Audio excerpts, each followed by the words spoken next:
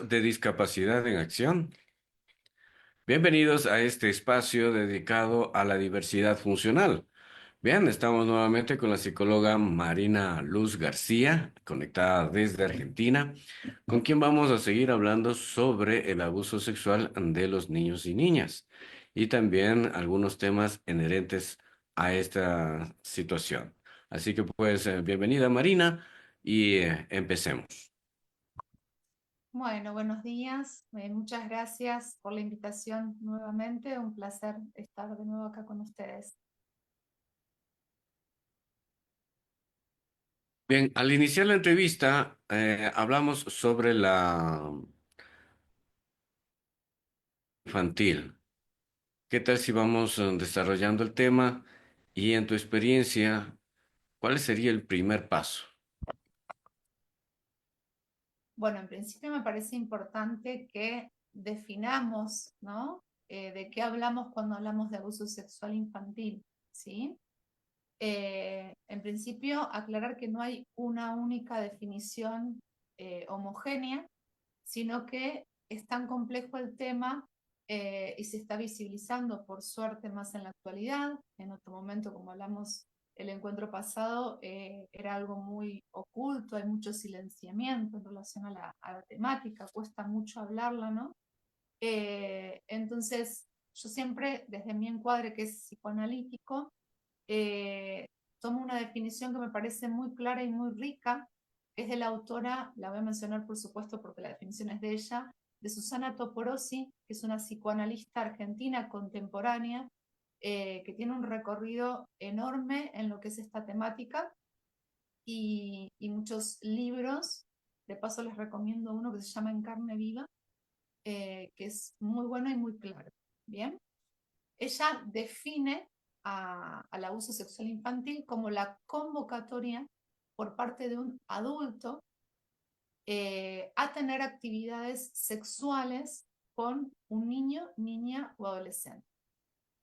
El tema es que este niño, niña, adolescente, su psiquismo está en constitución, por lo cual no tiene la posibilidad de otorgar un consentimiento para tener ese tipo de relaciones que son con el fin de satisfacerse este adulto, él sexualmente, ¿sí? Sin tener en cuenta el dolor del otro o de la otra, ¿sí?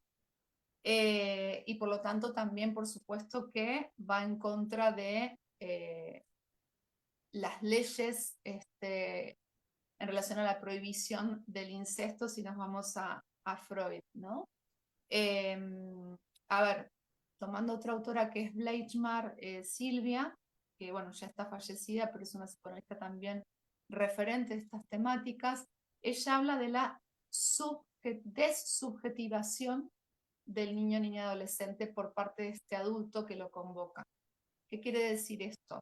Que lo pone en un lugar de objeto, hace uso de ese niño, niña o adolescente que, como les explicaba, no está preparado por su etapa evolutiva para poder otorgar un consentimiento, ¿sí? Eso como fundamental. Y quizás para mí también es importante que más allá, digo, está la definición de la Organización Mundial de la Salud, tenemos un montón de definiciones, más allá de la que elijan, ¿sí? Utilizar o la que comprendan de mejor manera, tenemos que tener en cuenta algunos puntos en común que no pueden faltar a la hora de hablar de abuso sexual infantil. Yo creo que es fundamental tener en cuenta la, por ejemplo, vulnerabilidad y dependencia del niño, niña, adolescente, que esto lo hemos hablado también en el primer encuentro. También tener en cuenta esto que decíamos de que su aparato psíquico está en constitución, por ende no, o sea, hay una imposibilidad de otorgar el consentimiento. Y sobre todas las cosas, algo muy importante, hay una asimetría muy grande no solo en cuanto a la edad cronológica, sino una simetría de poderes, que es que el adulto tiene el poder en relación a que tiene muchos conocimientos de la vida en general y de la sexualidad adulta propiamente dicha, ¿sí? Entonces, bueno, eso es un gran factor que utiliza para manipular y llevar a cabo su agresión. ¿Sí? Eso En como este una... punto, en este Sí. punto, ¿cuál es el perfil de este agresor? ¿Podríamos definirlo de rasgos de personalidad? Y, Eh, a ver, para mí un abusador o un agresor, en base a lo que yo estudié y en mi experiencia, si bien pueden haber ciertos patrones de personalidad en común, lamentablemente puede ser cualquier persona, ¿sí? Eh, Generalmente desde el imaginario social se lo asocia con el tema de una economía insuficiente. Y yo siempre digo que el abusador puede vestir traje y corbata, o sea, no necesariamente tiene que ver con la clase social, ¿sí? Puede ser cualquier persona que, como les decía, eh, no tiene en cuenta el sufrimiento del otro o la otra.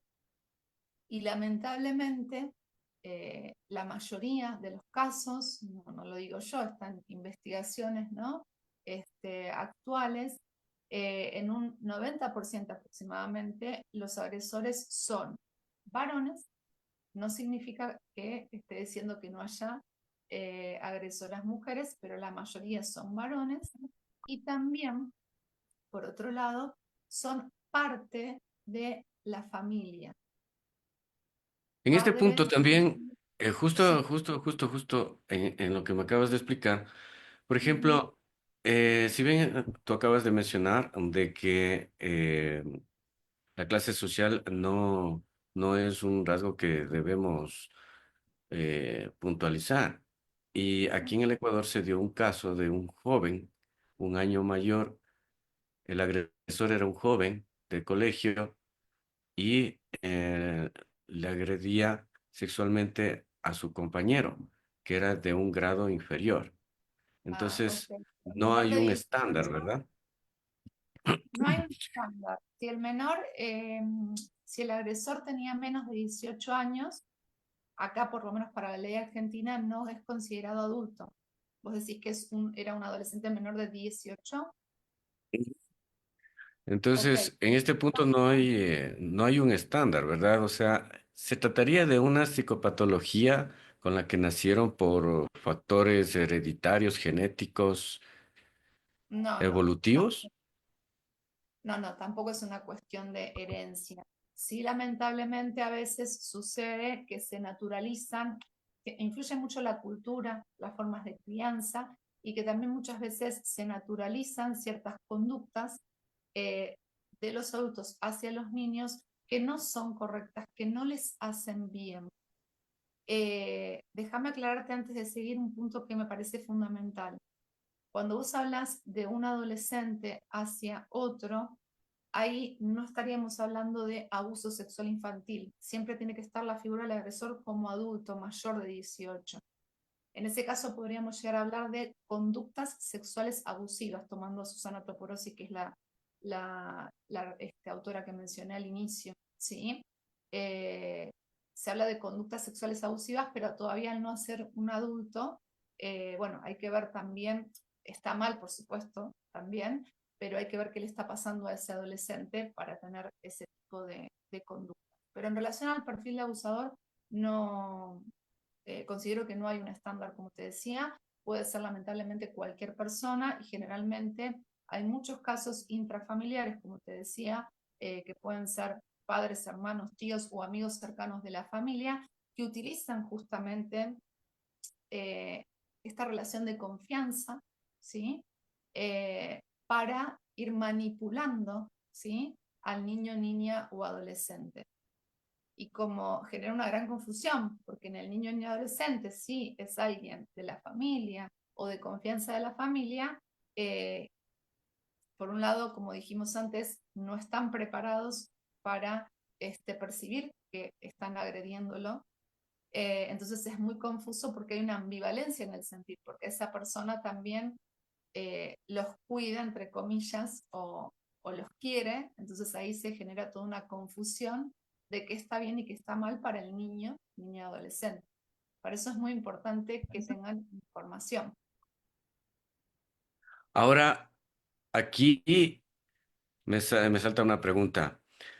¿Cuál sería el patrón a seguir para identificar si alguien de la familia o alguien del círculo social cercano es un agresor? ¿Existen parámetros que pudiéramos de pronto decir dentro de la conducta cuando presenta A, B, C o D? ¿Podemos empezar a estar alertas? Cuando, ¿cómo podríamos desarrollar eso? Porque la mayoría de los Ujú. casos, todos se dan cuenta cuando ya sucedió.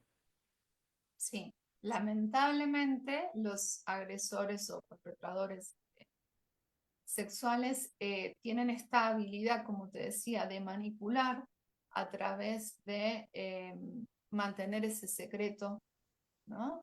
O a través incluso de amenazas para que el niño o niña adolescente no lo cuente. Yo me centraría en los indicadores, los signos, las manifestaciones que los niños, niñas y adolescentes van mostrando, ¿sí?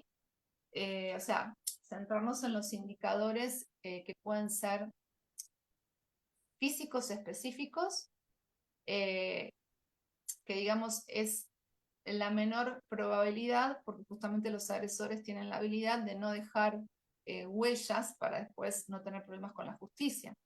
Pero en este después que decís vos que se suele descubrir lamentablemente, cuando ya sucedió, un indicador específico sería una lesión anal genital, ¿sí? Ahora, hay otro tipo de indicadores en cuanto a los niños, niñas y adolescentes, que se pueden visualizar, por decirlo de alguna manera, de estar atentos, ciertas alarmas que se encienden, tanto en casa como, por ejemplo, en la escuela, donde pasan mucha cantidad de horas, ¿sí? Entonces, por ejemplo, hay indicadores de tipo también físicos, pero inespecíficos, por ejemplo, que pueden ser quizás, no sé, por dar algún ejemplo, un dolor de cabeza, cefalea muy recurrente o un dolor abdominal muy frecuente sin causa médica, sin causa orgánica. Estos son los llamados fenómenos psicosomáticos, ¿no? Y después, en esto que te decía, que se puede observar y que no hay que ser un profesional para poder visualizarlo, puede ser, por ejemplo, un cambio de conducta abrupto en ese niño, niña, adolescente. Por ejemplo, siempre teniendo en cuenta cómo era, ¿no? En su momento, porque a ver, si yo les digo aislamiento, si el niño siempre o la niña tendió a aislarse, o introversión, si siempre fue introvertido, ahí no sería un indicador, ¿sí? Ahora, si hablamos de un niño ni adolescente que solía ser extrovertido o extrovertida, sociable, y de pronto comienza a ser introvertido, a cambiar su conducta, a aislarse, ahí tenemos una alarma como para empezar a ver qué es lo que pasa. Y también respecto a esto, nunca tener en cuenta un solo indicador, ¿sí? Sino la correlación de varios. Bien.